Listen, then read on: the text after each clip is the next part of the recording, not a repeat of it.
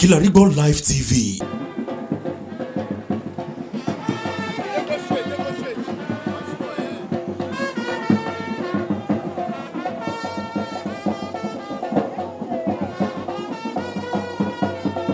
Dídùn ní ìrántí olódodo, the first man tó máa kọ́kọ́ ṣe fíìmù sínú home video.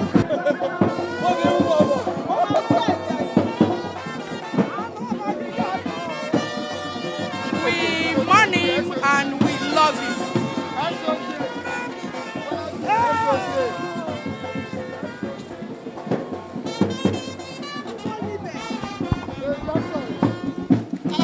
I'm fortunate enough to be one of his products. He worked for 15 years. He worked for he has been impactful, he has been helpful. He has been a boss, a father.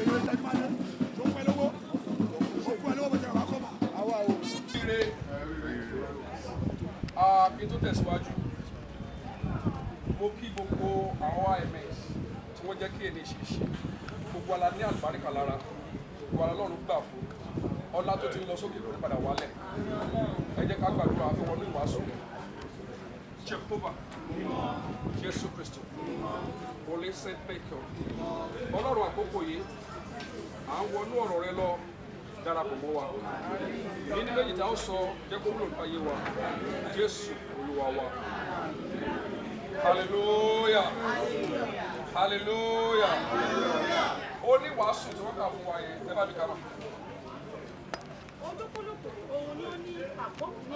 Olúkúlùkù ní gbogbo kan lèèyàn wà fún. Mo máa ń wo àwọn èèyàn tó bá celebrate ọjọ́ òbí. Mo rí ọjọ́ òbí tá a máa ń celebrate ẹ̀ pé it's your arrival date tó wá sáyé. The partial date yẹn lọ́lọ́run fi wọ̀n ẹ̀. Nígbà tó ń bọ̀ láyé, o ti ní tíkẹ́ẹ̀tì ẹ̀ return ticket ẹ̀ ti wà lọ́wọ́ ẹ̀ òkàn mọ́ déètì. Nígbà tí Alade Aromire wà láyé, arrival ẹ̀ lọ́jọ́ táwọn ẹ̀ celebrate ọjọ́ òbí ẹ̀. The partial date yẹ ni kò mọ time kò mọ àkókò kò mọ ìgbà. That is why wákàtí àti ìṣẹ́jú tó lò ó dàbí ìṣẹ́jú kan péré níwájú Ọlọ́run ó dẹ̀ nípa. Ẹ jẹ́ ká ti ìrìn àjò yìí ká fi kọ́ tó gbélé ni. Ẹ̀kọ́ àìsòjè mo ti mọ àwọn èèyàn tó máa ń sọ̀rọ̀ wọn níbi tí bá wà lérí àti mò ń gbé mo mọ tó ti tara wọn tó ti sọ́dún dọ̀la. Now Alade Aromire wọ́n sọ lórí rẹ̀ tí ìlẹ́kọ̀ọ́ tí mò ń wò igi kan ni ìwọ náà tap lára wọn ìwọ náà kọ́gbọ́n lára wọn kò sí Alade Aromire kò lè parun kò sọgbọ́n ẹ̀ kò sí because family kan ló tún jókòó lẹ́ni family kan ló tún wà ń bí lẹ́ni àwa kan ti ra wa for 20 years apàdà ra wa lẹ́ni tí YMS yóò wá sí ní 206 nígbà yẹn ẹlòmíì ò ní jáde ìwọ náà wá rò lẹ́ni pé tó bá tiẹ̀ fàyè sílẹ̀ lẹ́ni ṣé àwọn yẹn lè máa sọ dáadáa nípa ẹ̀ kan sùn lọ́jọ́ kan pé tí ó bá tiẹ̀ kọ́ ṣẹlẹ̀ sí mi ní May 15 mi ò lè gbàgbé ẹni yẹn pè mí láàárọ̀ ó yẹ kí n travel ó wá pè mí pé ẹ̀sà báwo ni iṣẹ́ ń bọ̀ ní ọ̀la mo tún máa dé lọ́la bọ̀ òjò jẹ́ kí n lọ mo miss ìkọ́ tó yẹ kí n lọ ṣe yẹn mo wá bá sọ̀rọ̀ ní 9:44 gbàtọ́ bá fi pè mí padà ní around 11 ó lè ṣẹ̀ṣẹ̀ òpin mo sáré dákún sí ṣá wọ́n lè sáré jí mi mo ní àwọn kọ́tẹ́ máa ṣẹlẹ̀ ẹ pé 1 something ó gbé yín lọ nígbà tó máa fi pè mí padà mo kọ̀ pé fóònù mi ring mo dẹ̀ pick ẹ̀ wọ́n ké mo dẹ̀ kọ́ tẹ̀ mo ní network ìjà pọ̀ mo wá pe nọ́mbà yẹn padà. tó jẹ́ gbogbo àwọn tó wà níbí lẹ́ni títí mọ́ àwọn tó jẹ́ film industry tó jẹ́ pé marketers lẹ́ni wọ́n nípa nínú ayé wọn gbogbo àwọn tó wà níbí lẹ́ni tí wọ́n wá síbí lẹ́ni yìí kódà èèyàn kan wà lẹ́gbẹ̀ẹ́ mi tó pé omi ń jẹ́ lójú ẹni pé tó ń rántí ọjọ́ yẹn pé báwo ni ò bá ṣe jẹ́ kí irú èèyàn tó da báyìí igi tó da nígbà kó má ti kúrò nínú. ìjà pọ̀ mo wá pe nọ́mbà yẹn padà wọ́n sọ pé mo ti dákẹ́ since that day ni mo ti ní BP mi ti rise màá sùn mo wá máa ń wò pé ẹni tó rí láàárọ̀ tó dìrọ̀lẹ́ ṣùgbọ́n lẹ́nu ìgbà tí mo mọ ẹni tí mo mọ̀ yìí ó ti ṣe kan over 50 million nínú ayé mi láàárín 1 year tí mo mọ̀ ó ti ní ipa èmi náà wá jókòó pé kí n fẹ́ fi máa rántí ẹni yìí èmi náà wá lọ ṣe ọkàn mo wá fi dá orúkọ ẹ̀ mo wá fi sọ foundation ẹ̀ tí ò bá nípa kan tó ní láyé mi yẹn màá ti lose àwọn kankan Alade Aromire ti nípa nínú ayé àwọn èèyàn ìwọ náà lọ nípa nínú ayé ẹnìkan tí ẹni ẹ bá ń sùn tó bá ń jí ohun kan ló máa sọ lójoojúmọ́ ó máa fàdúrà ràn ẹ́ lọ́wọ́ ọ̀pọ̀ nu wa lẹ́nìí ló ń fi àdúrà ran Alade Aromire lọ́wọ́. Alade orí òkú ó sùn ni ó sùn ni ìwọ náà máa rí rẹ pé tó bá tiẹ̀ kó láyé yìí lónìí what people want to say about you kí làwọn Yorùbá sọ nípa ẹ tẹ̀síwájú wọn. àti ìgbà fún iṣẹ́ gbogbo lábẹ́ ọ̀run. ẹnìkan jáde á ní mi ní bẹ́ẹ̀ dé Ọlọ́run dẹ̀ ní kádàrá kó padà wá sílẹ̀. mo ti rí èèyàn tó pe ìyàwó ẹ̀ níbi tá a wà ní program tá a wà tó ní òun ti dé tó géètì ọ̀nà Ṣàngó owó ní pẹ́ dé dálé mọ́ ó pè in the next kini lákàdé ń da free ball ó dẹ̀ pa wọn síbẹ̀. na ó wá sọ wọn pé àìrọ o how many minutes gbàtọ́ bá fi pé nọ́mbà yẹn padà pé mo ti dáná tó ọ̀kọ́tà ní kí n ṣe kò lọ́mọ́ òkú ẹ̀ ló padà wá gbé. tí èèyàn bá kú tó bá ní iṣẹ́ rere tó build àwọn èèyàn kò kú o iṣẹ́ rere ń tọ̀ lẹ́yìn àwọn tó sọ pé iṣẹ́ rere wọ́n ń tọ̀ wọ́n lẹ́yìn òun ni bàbá Alade Aromire. ẹ mọ iye àwọn tí ò mọ̀ wípé Àkúrẹ́ náà máa márì sí ta kúrò níbí ta lọ sí Àkúrẹ́ àṣẹ Àkúrẹ́ lọ́kọ̀ ẹ̀ wà ó dẹ̀ sọ pé ìpò lọ́kọ̀ ń wà ọ̀hún tìgbà tó dé Àkúrẹ́ ló rọ́kọ̀ ló bẹ̀rẹ̀ family ẹ̀ bọ̀ tí ò bá jẹ́ ìwà ms yẹn ó máa ní wrong marriage. ọ̀pọ̀ làwọn tó kúrò l'Àkúrẹ́ ta lọ s'Òṣogbo tí wọ́n mọ̀ pé Òṣogbo lọ́kọ̀ wọn wà ìgbà tó dé Òṣogbo ló rọ́kọ̀ tiẹ̀ tí ò bá jẹ́ ìwà ms ẹni tó níyàwó oníyàwó náà wà ẹ má bínú. now nígbà tó kúrò ń bẹ̀ wọ́n lọ mọ̀wé ìbàfọ̀ àwọn kan náà wà ń bẹ̀ látà mọ̀ lẹ́nìí tó wà ní mọ̀wé ìbàfọ̀ wọ́n kọ́lé síbẹ̀ wọ́n dé èèyàn ń bẹ̀ wọ́n dọlọ́lá ń bẹ̀ tí wọ́n bá jọ ẹ̀yìn Yorùbá movie star wọ́n lè má jẹ́ ẹ̀kan láyé. àwọn kan náà tí wọ́n ní o lè fi gbé àwọn kan dìde àwọn kan ti lose ìrètí pé kò sí ọ̀nà fún wọn mọ́ but nípa ohun tí wọn náà ní lọ́wọ́ ọ̀nà ṣì wà fún wọn. mo gbàdúrà fún ẹnìkan tó wà ń bí ohun tó ń rò lọ́kàn tó fẹ́ fi gbé èèyàn dìde ayé ò ní bàjẹ́ mọ́ ìyá. ìgbà bíbí ni. ìgbà tá a bí wọn. àti ìgbà kíkú. ìgbà kíkú. ìgbà gbígbìn. ìgbà tá a gbìn wọn. àti ìgbà kíká. tá a ká wọn. ohun tí a gbìn. àti ká wọn. ṣùgbọ́n tá a ká wọn fún yẹn ohun tí wọ́n gbìn sílẹ̀ nígbà yẹn a ṣe ń bomi rín tá a bá bomi rín à ní ṣe 15 years anniversary.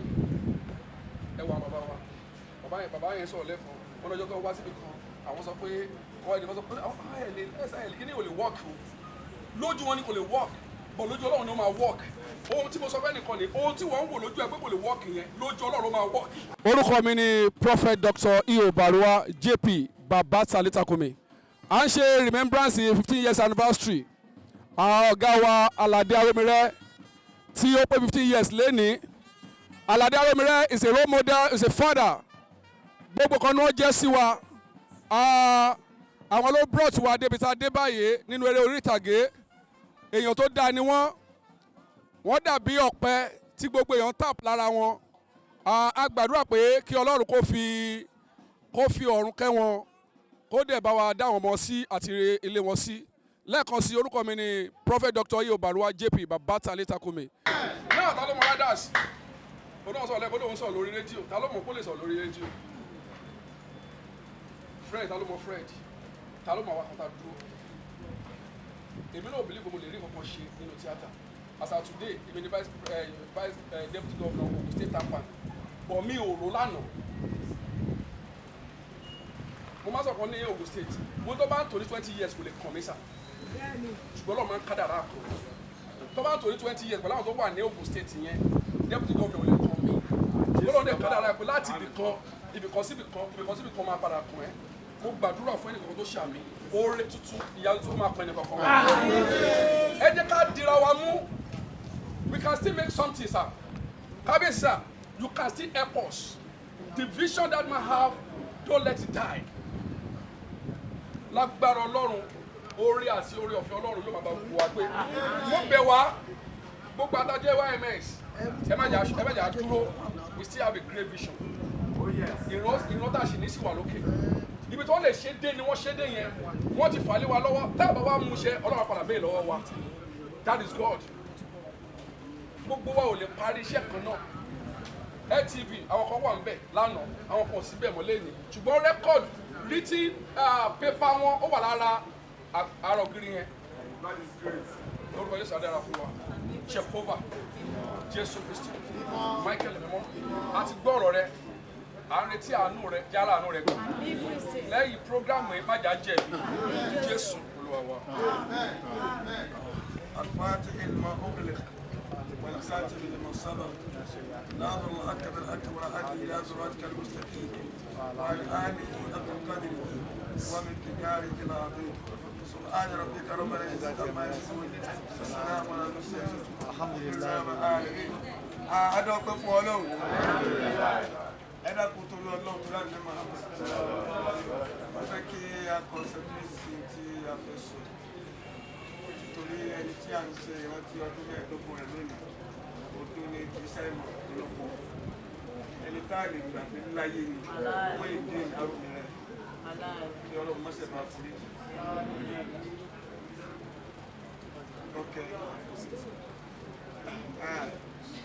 Gẹ́gẹ́ bí tí wọ́n sọ fún mi wọ́n ní ká gbà á nímọ̀ràn ìmọ̀ràn wọn la fẹ́ gbára wa òun náà ni pé bá a ti pọ̀ tó yìí mo fẹ́ ká mú nǹkan dání etí mo fẹ́ ká mú ni ẹ jẹ́ ká wà unite ká gbọ́sọ̀ ọ̀kan ká sí ọ̀kan tó ti yé ìṣọ̀kan ẹ̀yẹn ló lè jẹ́ kí àkójọpọ̀ wa ìkó máa exist ẹ gbọ́ sà ẹ gbọ́ mà yín nítorí wípé tí ò bá ti sífẹ̀ẹ́ níbi gbogbo nǹkan èyàn ò lè láṣeyọrí ń bẹ torí Ọlọ́run sọ fún Ànábì Muhammad sallallahu alaihi wasallam Ọlọ́run ní in kuntum tuhibbuna Allaha fattabi'uni Ọlọ́run ní tẹ́ bá fẹ́ràn Ànábì Muhammad o tẹ́ ẹ fẹ́ jèrè ayé àtàkìyámà lára Ànábì Muhammad o bẹ́ẹ̀ tí nífọ̀wọ́ Ọlọ́run yẹn ẹ nífẹ̀ẹ́ Ànábì Muhammad dọ́kàn Ànábì wá sí láyé mọ́ àwa táwa jà nẹ́bí èèyàn la nẹ́bí Muhammad ẹni Ọlọ́run dá mi bí wọ́n ti bí wa inú wọn bí ànẹ́bí àmọ́ kàdá Ọlọ́run ni. bẹ́ẹ̀ ni o láti kékeré làwa ti mọ̀ wọ́n gẹ́gẹ́ bí ẹ̀gbọ́n wa bí àmì ìlẹ́jọ́ ọmọdún 3 lọ 4 náà ti wà ń lé wa tèmi ti mọ̀ wọ́n tàdé ti mọ̀ wọ́n ẹ̀gbọ́n wa la máa ń pè wọ́n àwọn náà máa ń sọ pé àwọn làkọ́ bí dádì wa bóyá máa ń pera wọn nìyẹn so ìbí tí wàá bá wọn tèmi tún wá di pé mo tún ń ṣiṣẹ́ mo tún bá wọn ṣiṣẹ́ Alade ó pa ẹ̀ka tó pọ̀ gan bó ṣe wà into estate náà wà into TV production film bẹ́ẹ̀ náà ni wọ́n ń ṣe marketing both films and musicals ṣẹ́rí musical yẹn a ní company tó ń jáfa fortune music èmi lè bí manage nígbà yìí wọn. Alade jẹ́ ẹ̀gbọ́n tèmi bọ́tà tí ẹ̀jọ́ ń ṣiṣẹ́ gan kí fẹ́ kí n tìta àwọn ẹgẹ́ bí ọ̀gá abájọ ní àwọ̀ báyìí tí máa fẹ́ ṣe bí ẹni pọ́gá mi ni wọ́n máa yarí kan lẹ̀ ni pé mi ò kì í ṣe àwọn kì í ṣọ̀gá ẹ̀ àkọ́bí dáàdi ẹni mi stop treating me like your boss so ní relationship ọ̀gá àtọmọṣẹ́ ní ọjọ́ kan rí wọn ò dẹ̀ sanwó oṣù fún mi wọ́n fún mi ní avenue láti make owó nídìí iṣẹ́ yẹn he never pay me a salary for a single time but wọ́n fún mi ní opportunity mò ń rí owó afáfọ́sùn wà torí àwọn aṣẹ́ tá a ṣe ń gbà yẹn ò lè parẹ́ evergreen ni wọ́n àwọn àdúrà mi gbà ìfúnjẹ́ta ní wúrà ìbàfẹ́ àbàmẹ́sì next level alálùbáríkà amadi aláwìyé olúwa ló ní glorious àgbẹ́kẹ̀lé àwọn iṣẹ́ wa pọ̀ ajídára ara àwọn artist wa ni àwọn iṣẹ́ wa pọ̀ bẹ́ẹ̀ lọ lóríṣiríṣi báyẹn so gbogbo iṣẹ́ tó ti ṣe yẹn ṣó lè parun ni sáà fọ́ṣù máa wà láíláí ṣe ti ṣe ohun bóyá jẹ́ nìyẹn.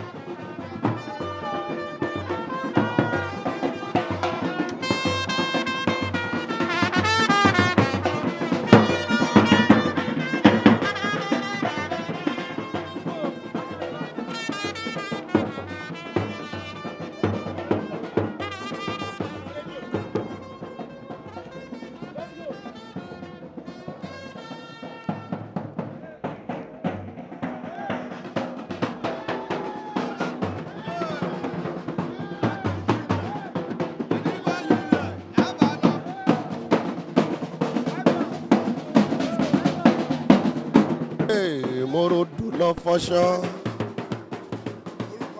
Yéè mo rodò lọ pọ́n mi. Òpin mo délé wo rẹ́ ní mi o. Ojú mi sì ń ṣomi téréré.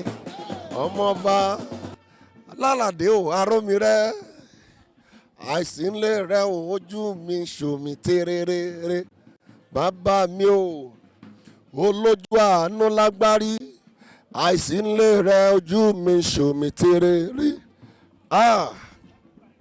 It's 15 years.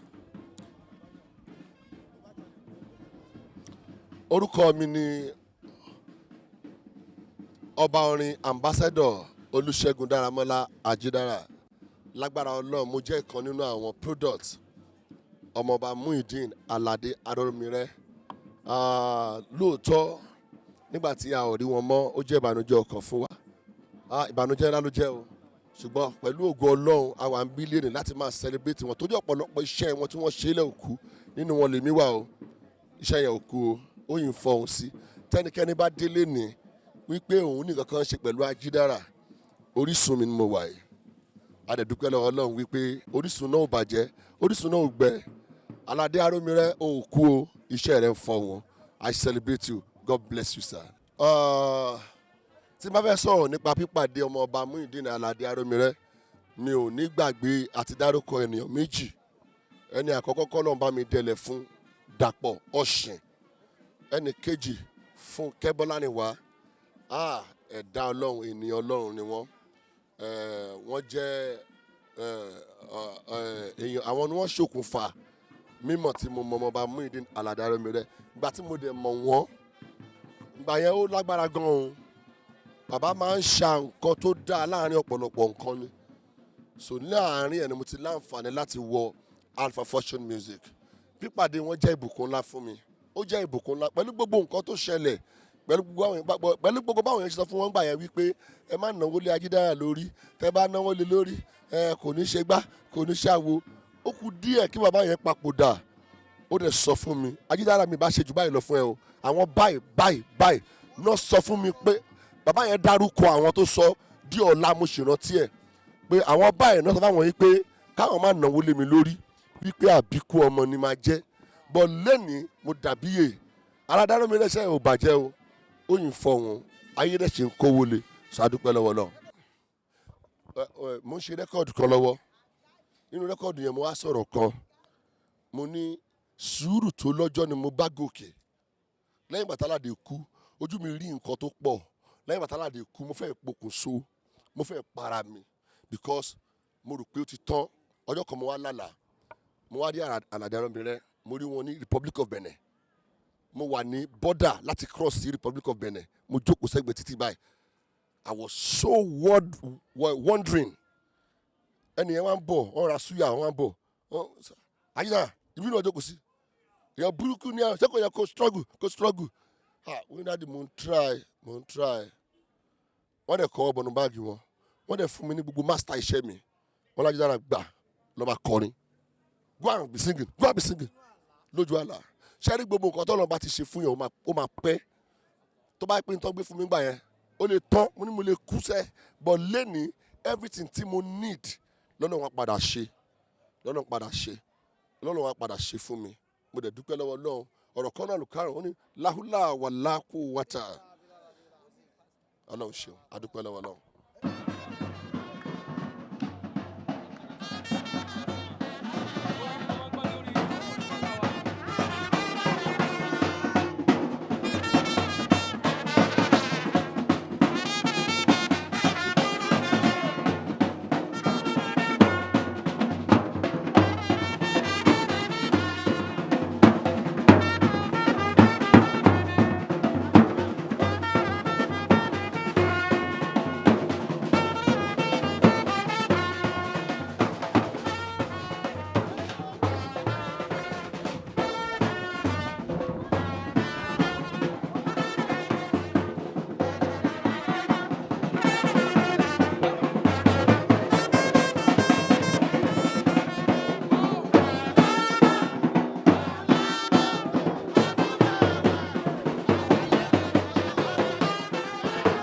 Olùsọ̀kẹ́ mọ́tà lórúkọ tèmi bá àròyìn àpèrè ara ọmọ tó kiri bàríre eléyìí tá à ń ṣe àrántí olódodo ni dídùn ní ìrántí olódodo 15 years after the means of Mr. Movie the Pathfinder Prince Muyideen Alade Aromire ẹni tí gbogbo akọ́ ọmọ pẹ̀lú tó gbé sinimá tá à ń wò lórí kiri tó gbé wá tó di àgbéléwò gbogbo èèyàn ń wò káàkiri òun là ń ṣe lẹ́nìí ojú òní ti wà gbogbo àtúnyàyà gbogbo wa jáde lẹ́nìí láti múnú gbogbo túbú wa dùn inú gbogbo wa dùn lẹ́nìí lẹ́sẹ̀ ní gbogbo wa ta jáde lẹ́nìí ojú òní ti wà ẹ ṣe. Alade Aromire ti pé 15 years lẹ́nìí that is why ta ṣe ń ṣèrántí ẹ̀ bàbá wa ni ẹ̀gbọ́n wa ni ó kó wa jẹ ó kó wa dàgbà and we are happy to tell you pé inú wa dùn pé bí ò bá tiẹ̀ sí láyé mọ́ ó tún ṣì wà láyé torí àwọn ọmọ ẹ̀ wà láyé inú wa dẹ̀ dùn.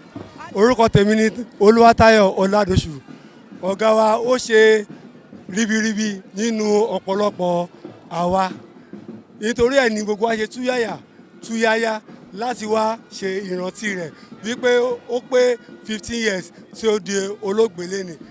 Kí Ọlọ́run kó bá mi fọ̀run kí ọ̀gá mi torí pé tá a bá ń sọ pé à ń sọ̀rọ̀ lénìí à ń dẹ́rìn pòṣónú à ń ṣeré orí ìtàgé à ń dábí ẹ̀dùn à ń rọ̀ bí òwe nídìí iṣẹ́ tíátà mi ò ní ọ̀gá mi ju Muyideen Alade Aromire lọ mi wàá lè sọ o lọ́la o torí pé èèyàn máa ń gba abẹ́ ẹlòmíì kọjá ṣùgbọ́n wípé mo dédìí iṣẹ́ tíátà lénìí ọ̀gá mi Muyideen Alade Aromire náà ni ẹni náà tó mú mi dédìí iṣẹ́ tíátà kí Ọlọ́run kó bá mi fi ọ̀run kọ́ wọn.